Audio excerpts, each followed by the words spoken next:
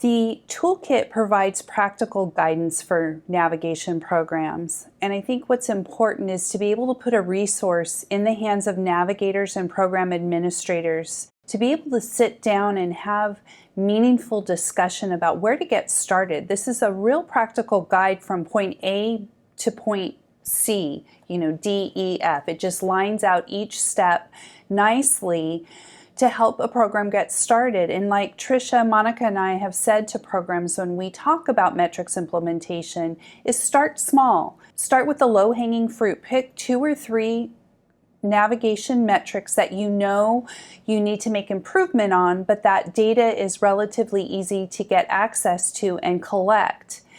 And then you develop your benchmark data.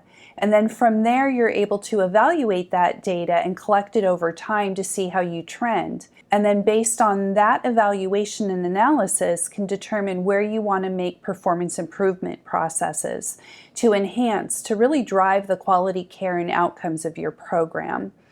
So again, this Metrics Toolkit truly is that how-to guide for programs to really break down those processes step by step and provide real-world application through the case studies that Monica alluded to earlier that can help show how other programs across the country have implemented the metrics and taken quality improvement initiatives to provide enhancement into their program outcomes.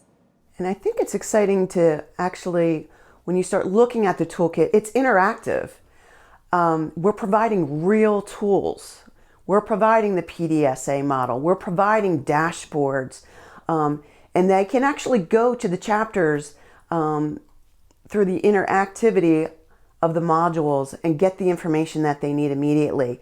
We're starting from the very basics. What are the metrics and why are they important and who are the key stakeholders and who should be around the table when you're discussing them and how do you choose the right metrics? So it's pretty neat, the detail. And again, I think the case studies are so important because they are real case studies.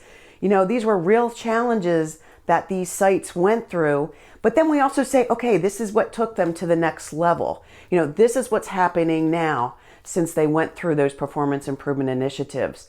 And a lot of them kept all those practices in place, which was pretty exciting.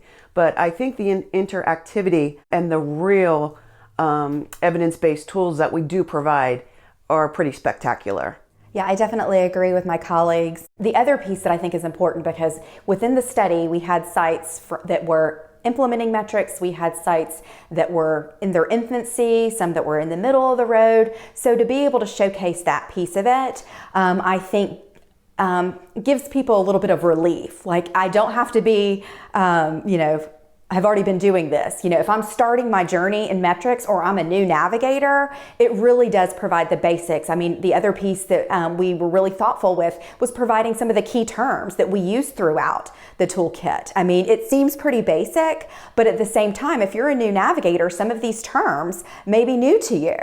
So we really were thoughtful in the breadth and depth of the tools, the resources, as Tricia said, those evidence-based tools that are so important to demonstrate what I think truly what we're starting to face even more is what is that return on investment in programs. So that's what we really hope that navigators and administrators see, that this is the way to start them down that path.